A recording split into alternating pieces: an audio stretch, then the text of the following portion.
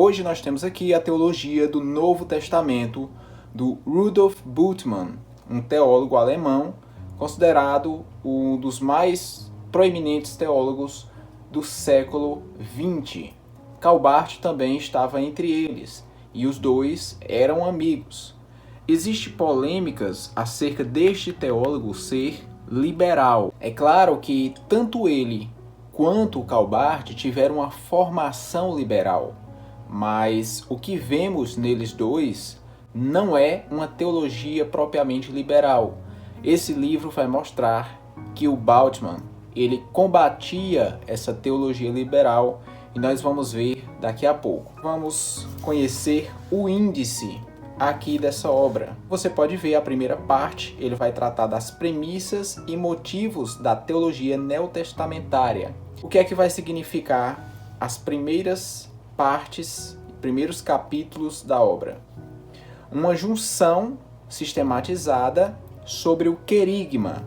O querigma, a qual ele cita bastante ao longo dessa obra, é justamente a proclamação das Escrituras, a proclamação do Evangelho. Então aqui ele vai começar com a pregação de Jesus, que é a proclamação, e ele vai dividir em 4 tópicos, como você pode ver aqui. Pode até dar um zoom para enxergar melhor.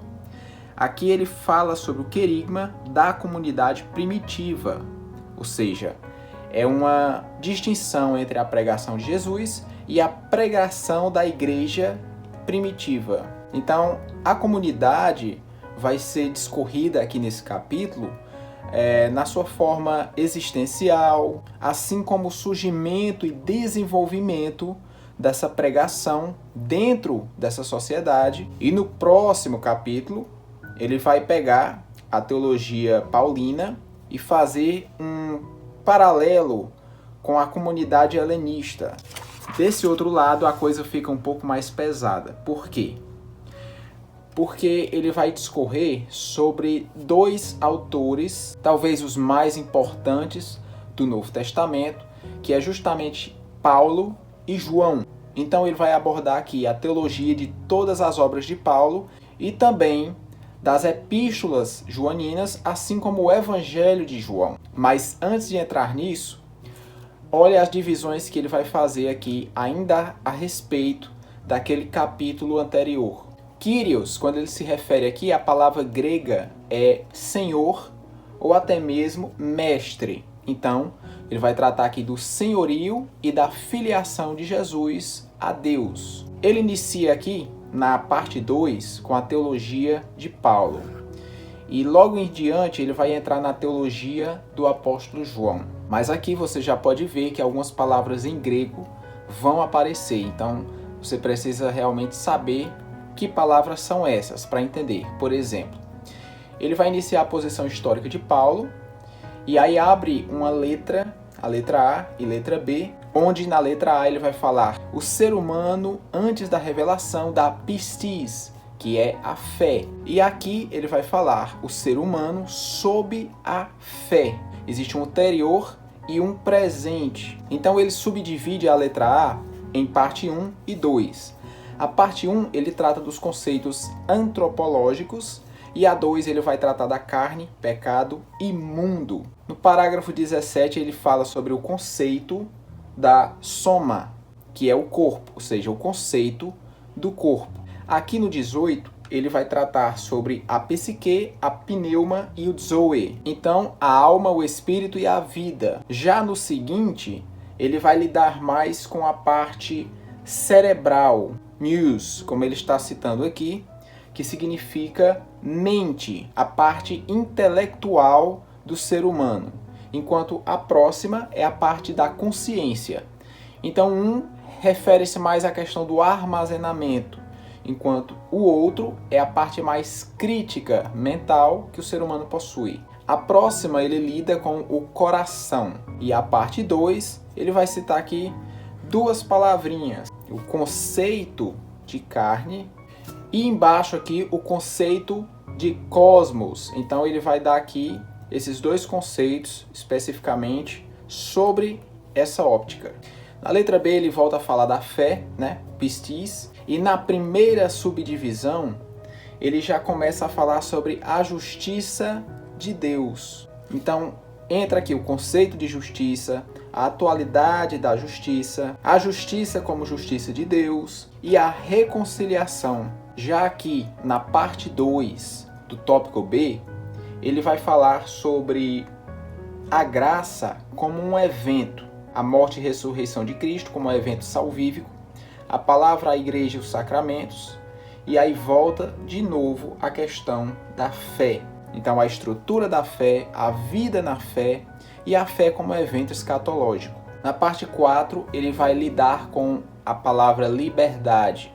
Então a liberdade em relação ao pecado e andar no espírito, a liberdade em relação à lei e à posição do ser humano e a liberdade em relação à morte. Aqui ele encerra a parte referente à teologia paulina e ele vai começar a falar sobre a teologia joanina. Então, previamente, ele fala a posição histórica de João e aí subdivide em letras, a qual ele começa com o dualismo, depois ele vai tratar da revelação de Cristo nesse mundo e ele começa com o envio do Filho, e essa outra parte aqui ele vai falar sobre o escândalo dessa frase: para os judeus, o verbo se fez carne.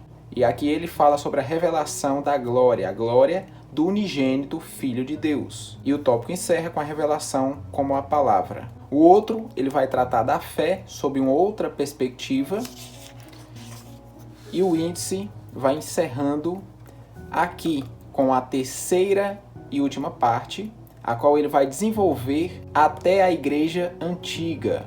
E aí ele trata do surgimento e desenvolvimento inicial da ordem eclesiástica, desenvolvimento da doutrina e o problema da conduta cristã. Essa parte aqui significa paradoxo e a tradição histórica. Logo aqui fala as abreviaturas que ele vai utilizar ao longo da obra.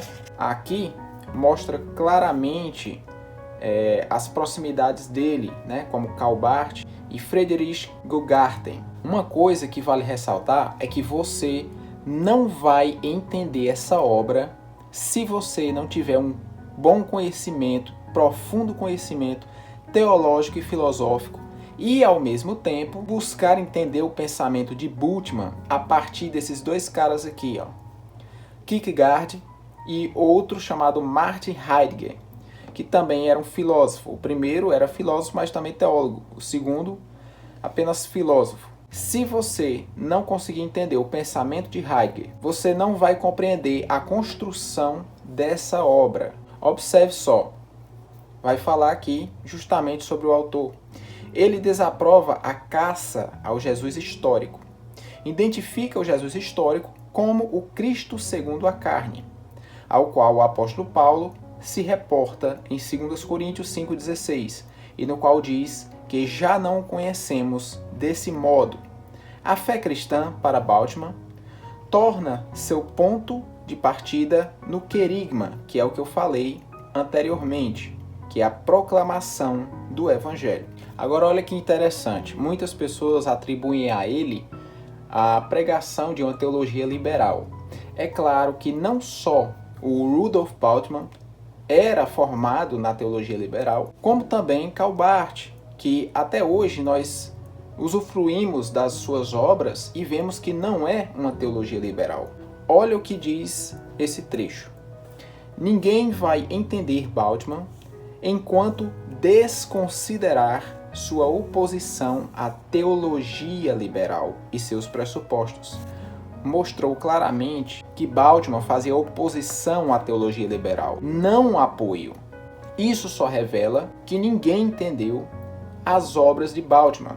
Além de ser uma obra muito profunda e ampla, ela está montada, construída sob a ótica filosófica de Martin Heidegger.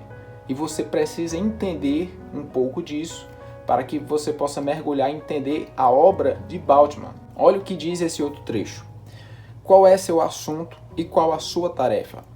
Conforme Bultmann, esse objeto não consiste num episódio histórico a ser garimpado dos textos e exibido como fundamentos da fé cristã. Assim pensava a teologia liberal, da qual Bultmann discorda. Bultmann, aqui, ele vai tratar sobre a questão da existência, do desenvolvimento existencial, porque o que é que acontece? Você chega a este mundo e você não pediu para vir a este mundo. Então você é submetido ao sistema social mundano. Você vai experimentar na sociedade a cultura vigente, tanto local quanto temporal a qual você foi inserido. Então você vai sofrer modificações e influências ao longo do tempo de sua vida e tradições vigentes na sua época. Então você, a partir desses moldes, vai passar a plantar projetos aqui nesse mundo. E esses projetos tendem a ser uma busca por preenchimento de vazio existencial. E aí que entra algumas questões filosóficas que Bultmann vai tratar nessa obra. Porque você vira um fruto do meio que você vive. E para ele, isso não é uma existência verdadeira. Faz-se necessário haver uma transcendência para que você viva e exista saindo de uma vida comum, transcendendo para uma vida autêntica, uma vida não medíocre. Então ele vai afirmar que sua vida só deixará de ser medíocre quando você passar a entender o ser que você é, o ser que você deveria ser dentro da fé, inserido na fé cristã, e o processo a qual ele fala sobre essa inserção da fé é o processo do querigma, que é a proclamação do Evangelho. E aqui ele inicia a sua obra já com o tema pregação de Jesus. Observações, a pregação escatológica, e ele vai colocar os pontos, conceitos e premissas que assim ele entende sobre esse assunto, fazendo várias citações bíblicas e enriquecendo a obra com vários autores. É uma obra muito volumosa, você pode ver aqui a quantidade de páginas. Quantas páginas vamos ter aqui? Mais de 900 páginas. Aqui são as passagens bíblicas e extrabíblicas que são citadas, e o livro é bem amplo. E acredite, aqui tem uma riqueza muito grande de pensamento filosófico cristã para se entender a teologia de uma forma muito mais profunda.